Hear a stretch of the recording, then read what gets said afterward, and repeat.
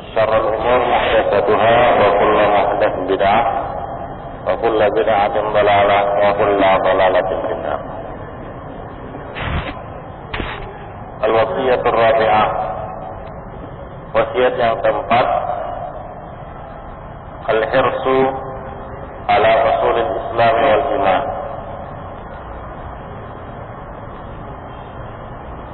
melaksanakan rukun Islam dan rukun iman.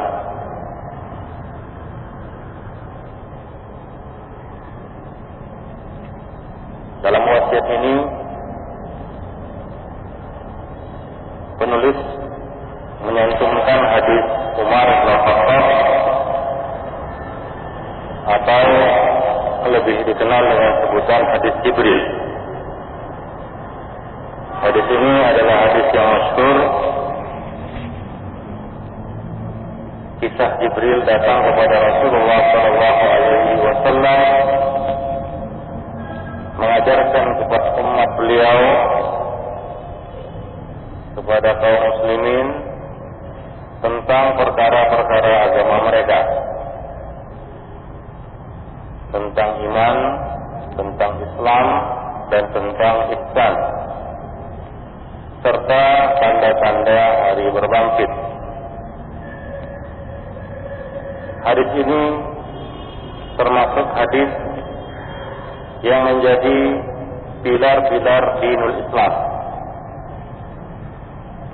Seolah-olah rangkuman dinul Islam ada pada hadis ini, sehingga para ulama ada yang membuat syarah khusus penjelasan hadis Jibril. Penjelasan hadis Jibril. Hadis itu sebagai berikut. Ikhwan fillah, azani Allah wa iyyakum jami'an. An Umar bin Khattab radhiyallahu ta'ala anhu qala bainama nahnu julusun 'inda an-nabi sallallahu alaihi wasallam id kharaja 'alaina rajulun shadidu bayadi thiyab shadidu sawadi sya'r la yura 'alaihi atharu as-safar wa la ya'rifuhu minna ahad hatta jalasa ila an-nabi. Ketika kami sedang duduk-duduk bersama Nabi, tiba-tiba muncul seorang laki-laki yang sangat putih pakaiannya, sangat hitam rambutnya, tidak terlihat padanya tanda-tanda perjalanan. Tidak ada satu orang pun dari kami yang mengenalinya. Lalu dia duduk dekat Nabi sallallahu alaihi wasallam, wa asnada rukbatayhi ila rukbatayhi wa wada'a kaffayhi ala fakhidayhi.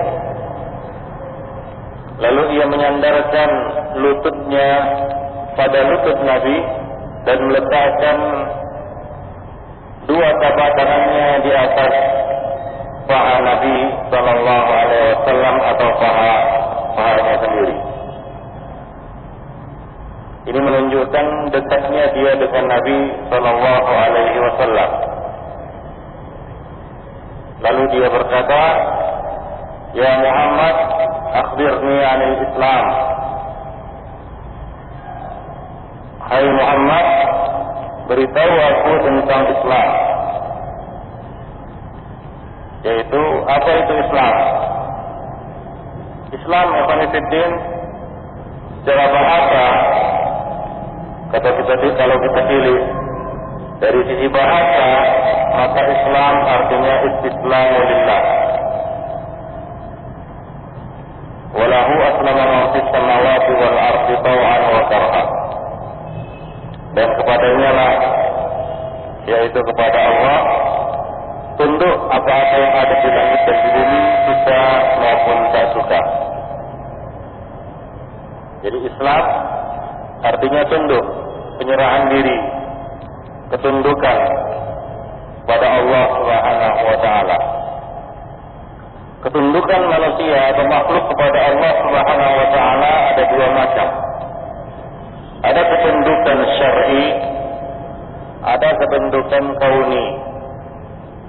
Ketundukan syar'i yaitu seseorang tunduk kepada Allah secara sukarela, mengabdi kepada Allah, menyembah Allah Subhanahu wa taala, mengikuti apa-apa yang disukai oleh Allah Subhanahu wa taala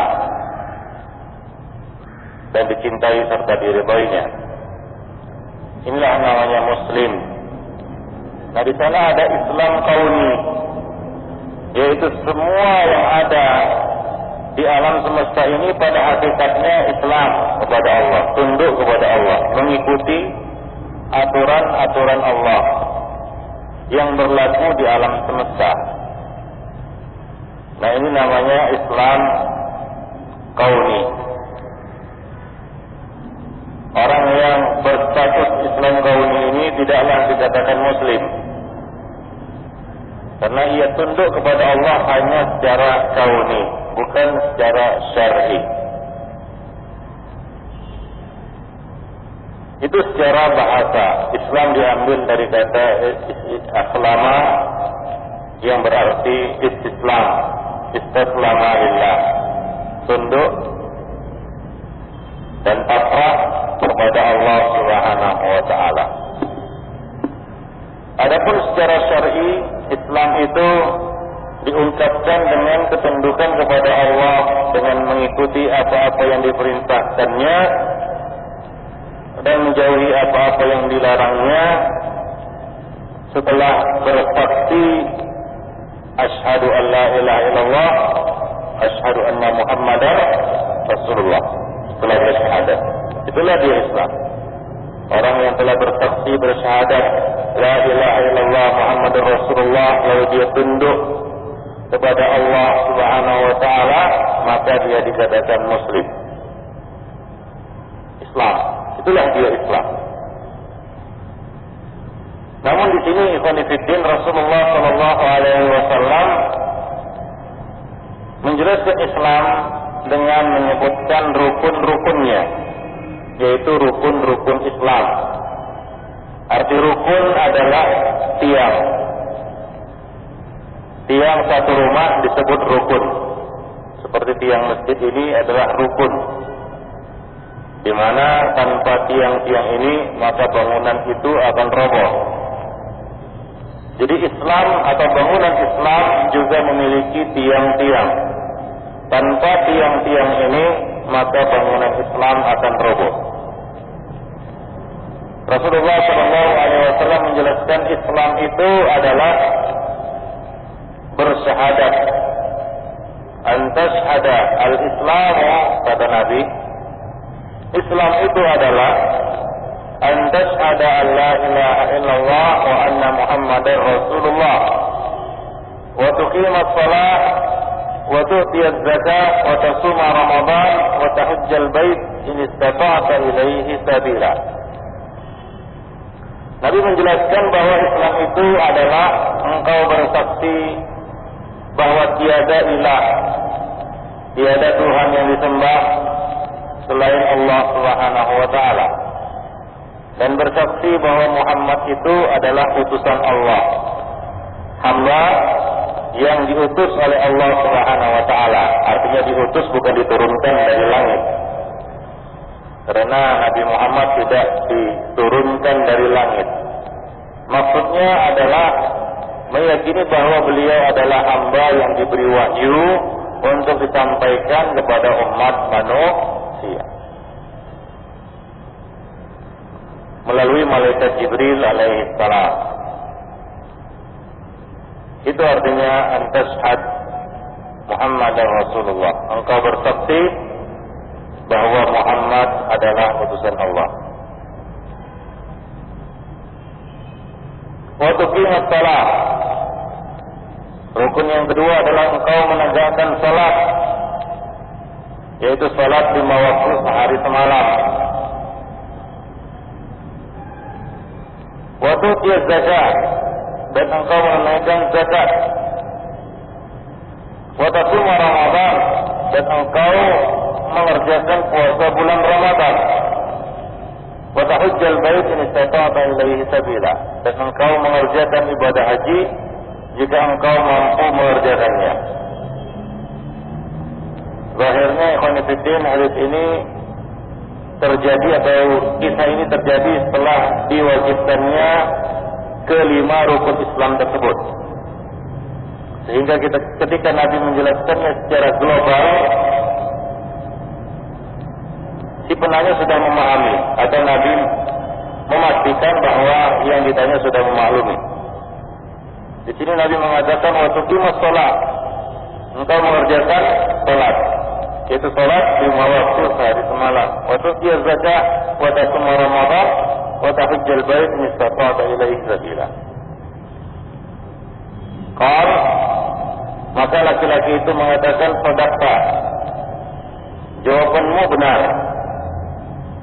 Fa'ajibna lahu yas'aluhu wa yusaddiquhu, maka kami pun terheran.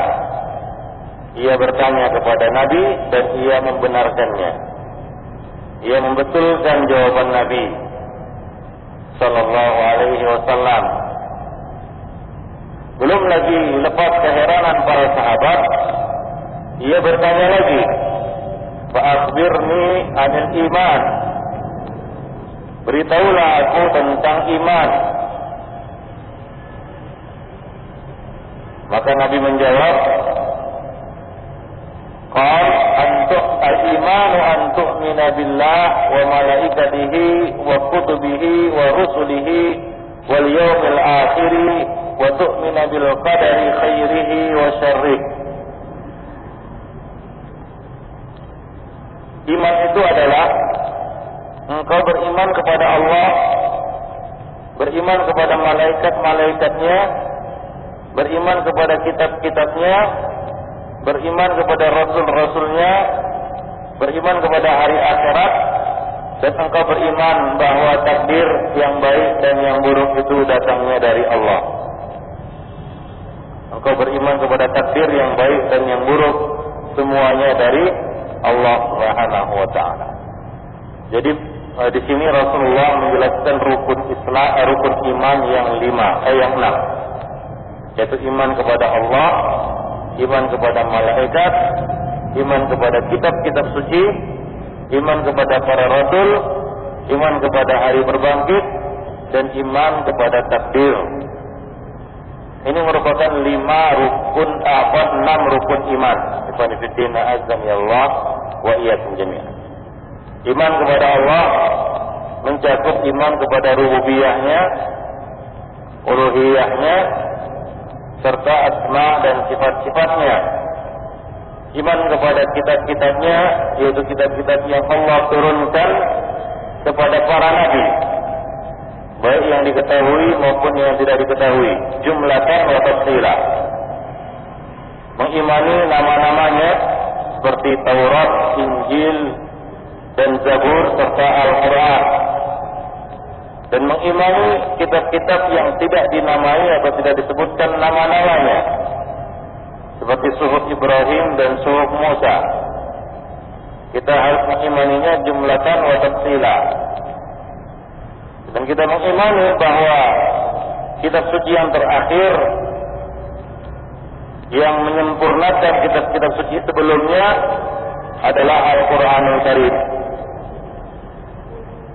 Tidak ada kitab suci lain yang diturunkan Allah Subhanahu wa taala sesudah Al-Quranul Karim. Ikhwan fillah azza Allah wa iyyakum jami'an. Kemudian iman kepada para rasul yang diutus oleh Allah Subhanahu wa taala jumlatan wa tafsilan, secara umum maupun secara terperinci. Secara umum yaitu ada 124.000 nabi yang diutus oleh Allah. Secara terperinci kita mengimani 25 nabi dan rasul yang disebutkan namanya di dalam Al-Quran, dan beberapa nabi yang disebutkan namanya di dalam As-Sunnah seperti Daniel, ya, dan beberapa nabi lain. Dan mengimani bahwa mereka adalah hamba manusia. Mereka bukan Tuhan, mereka bukan malaikat. Mereka manusia biasa yang diutus oleh Allah, yaitu diberi wahyu. Yang mana sebelum diberikannya wahyu mereka tidak tahu apa itu iman dan apa itu kitab.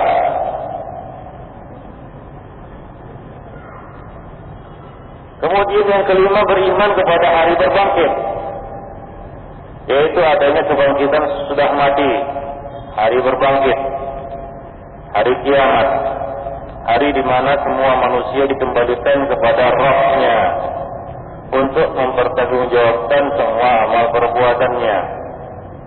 Beriman adanya surga dan neraka, bahwa manusia tempat kembalinya kalau tidak ke surga maka ke neraka. Tidak ada tempat yang lain bagi manusia selain surga atau neraka. Ini merupakan bagian dari iman kepada hari berbangkit atau hari kemudian, hari akhirat, yaitu hari sudah mati. Khonifiddin rahimani wa rahimakumullah. Kemudian yang terakhir, wa tu'minu bil qadari khairihi wa syarrihi. Engkau beriman bahwa takdir yang baik maupun yang buruk, manis maupun pahit, datangnya dari Allah Subhanahu wa taala. Wa ma tasya'una illa an yasha' Allah. Tidaklah kamu berkehendak melainkan di bawah kehendak Allah Subhanahu wa taala. Jadi di atas kehendak kita ada kehendak yang lebih kuasa. Itulah kehendak Allah Subhanahu wa taala. Sebagai buktinya tidak semua kehendak yang kita kehendaki itu benar-benar terjadi. Kadang-kadang kita hendak ke kiri, malah jadinya ke kanan. Maunya ke kanan, malah jadinya ke kiri. Mau pergi, enggak jadi. Enggak mau pergi, pergi. Nah, inilah dia kehendak manusia. Kehendak yang kurang. Kehendak kita di bawah kehendak Allah Subhanahu wa taala. Jadi kita beriman bahwa semua yang terjadi di alam semesta ini adalah atas kehendak dari Allah Subhanahu wa taala. Tidak ada satupun yang terjadi sekecil apapun di alam semesta ini melainkan atas kehendak Allah Subhanahu wa taala.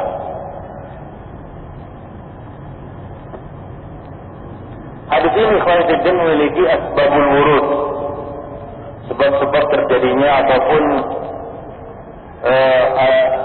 perawi yaitu Abdullah bin Umar membawakan hadis ini, hadis ayahnya ini, hadis Umar bin Khattab, yaitu ketika disampaikan kepadanya dari dua orang tabi'in bahwa telah muncul di Basrah seseorang yang bernama Ma'bad, dan dia ini mengklaim bahwa Allah qadar, tidak ada takdir, bahwa apa-apa yang terjadi itu adalah perkara yang baru diketahui setelah terjadi oleh Allah Subhanahu wa taala. Sebelumnya Allah tidak tahu. Allah tidak tahu apa yang akan terjadi hingga perkara itu terjadi. Nah, ini keyakinan mereka. Lalu Abdullah bin Umar mengatakan, sampaikan kepada mereka bahwa apapun yang mereka infakkan walaupun emas sebesar gunung Uhud tidak akan diterima dari mereka hingga mereka beriman kepada takdir yang baik maupun yang buruk datangnya dari Allah Subhanahu wa taala. Kemudian Abdullah bin Umar membawakan hadis ayahnya ini, yaitu hadis Umar bin Khattab tentang iman, tentang Islam, iman dan ihsan. Ikhwan fillah, azani Allah wa iyyakum. Jadi itu dia asbabul wurudnya. Jadi di sini Rasulullah sallallahu alaihi wasallam menekankan, mengulangi perkataan ataupun lafal tu'min ketika menyebutkan iman kepada takdir. Bahwa iman kepada takdir adalah bagian dari iman, dari rukun iman. Iman kepada takdir merupakan salah satu dari rangkaian rukun iman. Ya, tidak akan sempurna iman seorang hingga dia beriman kepada takdir. Maka laki-laki itu, yaitu malaikat Jibril di sini, berkata, "Sadaqta." Jawabanmu benar. Kemudian kemudian dia melanjutkan lagi, fa'akhbirni 'anil ihsan, beritahulah aku tentang al-ihsan. Maka Nabi menjawab, anta abudallah ka'annaka tarah. Engkau menyembah Allah seakan-akan engkau melihatnya. Wa illam takun tarahu fa innahu yarak. Dan kalaupun engkau tidak bisa melihatnya, maka sungguhnya dia melihatmu. Ini tingkatan agama yang paling tinggi. Tingkatan di dalam agama yang paling tinggi adalah ihsan, yaitu menyembah Allah dengan penuh keikhlasan dan dengan senantiasa muraqabah. Muraqabah yang total setiap waktu kepada Allah Subhanahu wa taala, yaitu merasa bahwa ia senantiasa berada di dalam pengawasan dari Allah Subhanahu wa taala. Dia tidak menyelewengkan, dia tidak memalingkan niatnya, tujuannya, keikhlasannya kepada selain Allah Subhanahu wa taala. Nah, ini adalah puncak dari ketaatan, yaitu memurnikan ibadah hanya bagi Allah Subhanahu wa taala. Inilah dia puncak keikhlasan, dan itulah yang disebut ihsan. Jadi ihsan merupakan puncak dari keikhlasan, yaitu sudah orang itu menyembah Allah dengan prosedur yang syar'i. Seorang salat, kalau salatnya tidak syar'i, ya jelas tidak diterima. Man amila amalan laisa alaihi amruna fahuwa raddun. Nah, setelah salatnya sesuai dengan sunnah atau ibadah apapun sesuai dengan prosedur syariat, dan dia meniatkan lillah, maka tidak ada di sana poin yang bisa menambah derajatnya selain keikhlasan. Nah, disinilah dia derajat manusia bertingkat-tingkat sesuai dengan tingkatan keikhlasannya. Apakah ikhlas itu bisa meningkat, bisa naik dan bisa turun? Iya.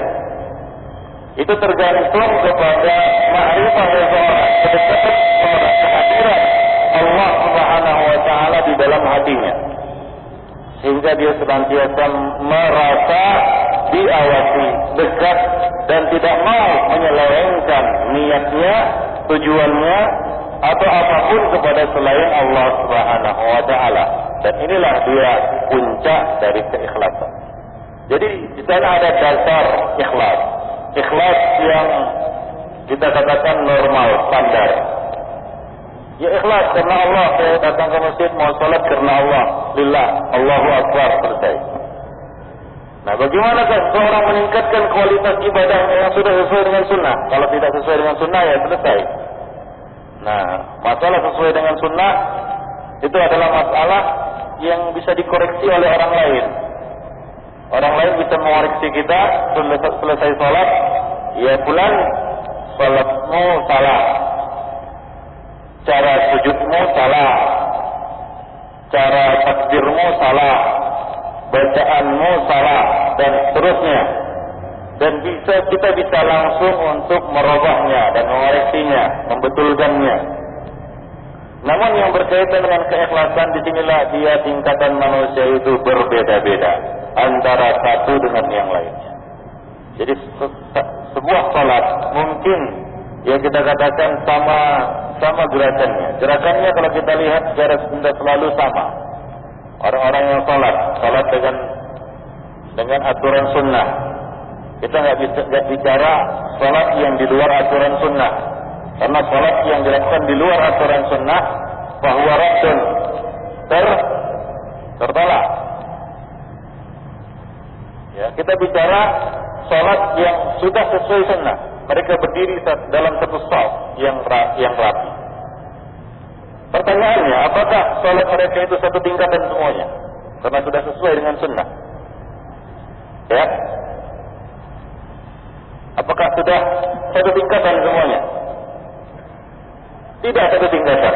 Itu jawaban yang tepat. Lalu, kalau tidak satu tingkatan, apa yang membedakan antara satu salat dengan salat yang lain dalam tingkatan tersebut? Apa? Yaitu ihsannya. Bagaimana ihsannya? Bagaimana tingkat keikhlasannya kepada Allah, kemurnian ibadahnya kepada Allah Subhanahu wa taala. Nah, disinilah berbeda tingkatan manusia. Nah, inilah yang disebut dengan maratibuddin, tingkatan-tingkatan agama. Mulai dari Islam, iman, kemudian melangkah kepada tingkatan yang paling tinggi, yaitu apa? Al-ihsan. Apa itu ihsan? An ta'budallaha ka'annaka tarah, fa in lam takun tarahu fa innahu yarak. Yaitu seorang memurnikan dirinya, ibadahnya, semuanya menghadapkan wajahnya kepada Allah Subhanahu wa taala. Wajjahtu wajhiya lillahi fatiris samawati wal ardh hanifan wa ma ana minal musyrikin. Aku hadapkan wajahku kepada Allah semata, secara lurus, hanif, tanpa condong kepada syirik. Maha suci Allah dan aku bukanlah orang yang musyrik. Jadi dia melangkah kepada tingkatan ibadah yang sesungguhnya, tingkatan ikhlas, tingkatan ihsan. Engkau beribadah kepada Allah seolah-olah engkau melihat Allah. Tentu tidak bisa. Nabi mengatakan, innakum lan tarau rabbakum hatta tamutu. Sesungguhnya kalian tidak akan melihat Rabb kalian hingga kalian mati. Masalahnya kalau kita sudah mati tidak bisa ibadah lagi. Bagaimana menggabungkannya? Sembahlah Allah seolah-olah engkau bisa melihatnya. Sementara Nabi mengatakan engkau melihatnya. Apa? Sembahlah Allah, ta'budallah, engkau beribadah kepada Allah seolah-olah engkau mau melihatnya. Sementara Nabi mengatakan apa? Engkau tidak bisa melihat Allah hingga engkau mati. Persoalannya kalau kita matilah, bisa ibadah lagi. Jadi, bagaimana ini? Jadi maksudnya di sini Ikhwan Fillah, bukanlah Allah itu bisa dilihat. Dalam ibadah kita berusaha melihat Allah, tidak. Nah, ini dijelaskan pada bagian yang kedua, yaitu apa? Fa in lam takun tara, jika engkau tidak bisa melihatnya, karena Nabi mengatakan engkau tidak akan bisa melihat Allah hingga engkau mati, fa innahu yara. Nah, inilah intinya. Ini intinya, bahwa Allah senantiasa melihat kamu. Nah, menghadirkan dalam hati bahwa Allah senantiasa melihat kita.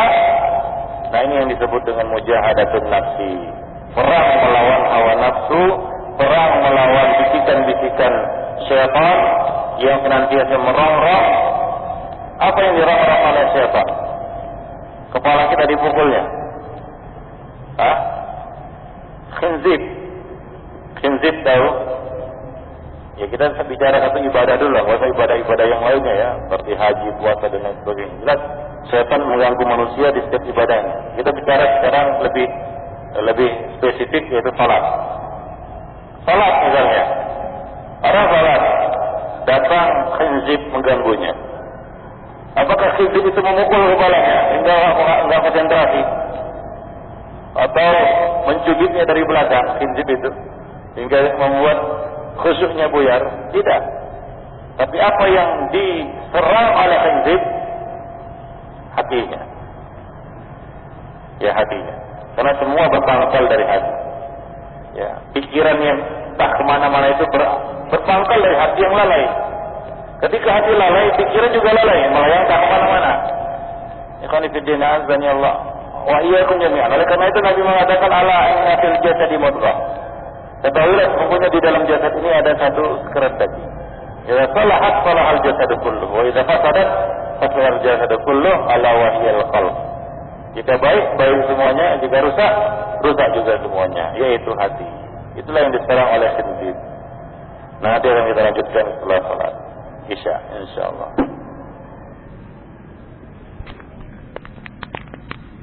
Isya, insyaallah.